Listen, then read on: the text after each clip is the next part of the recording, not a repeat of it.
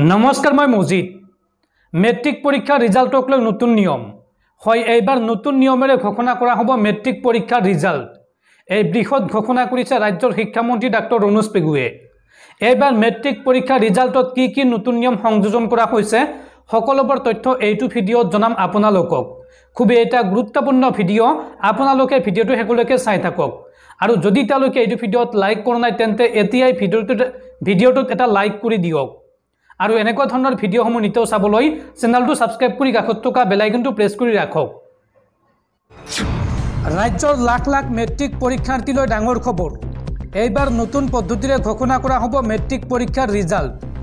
CBSE আৰু সেবাৰ মাজত নাথাকিব কোনো পাৰ্থক্য লগতে নাথাকিব কোনো ধৰণৰ ৰেংকিংৰ ব্যৱস্থা এই ডাঙৰ ঘোষণা ৰাজ্যৰ শিক্ষামন্ত্ৰী ডক্টৰ ৰণোজ পেগু মেট্ৰিকৰ ফলাফলক লৈ ডাঙৰ ঘোষণা শিক্ষামন্ত্ৰী ডক্টৰ ৰণোজ পেগুৰ ৰাজ্যৰ লাখ লাখ মেট্ৰিক পৰীক্ষাৰ্থীলৈ ডাঙৰ খবৰ এইবাৰৰ ফলাফলত সিবিএসই আৰু সেবাৰ মাজত নাথাকিব কোনো পাৰ্থক্য সিবিএসইৰ দৰে নম্বৰ লাভ কৰিব শিক্ষাৰ্থীয়ে এইবাৰৰ ফলাফলত নাথাকিব ৰেংকিংৰ ব্যৱস্থা পাৰ্চেণ্টেজৰ কম বেছিৰ পাৰ্থক্য নাথাকিব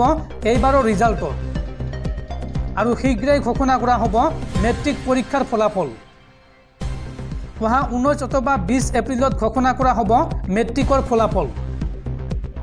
মেট্ৰিকৰ ফলাফলক লৈ এই ডাঙৰ মন্তব্য ৰাজ্যৰ শিক্ষামন্ত্ৰী ডক্টৰ ৰণোজ পেগুৰ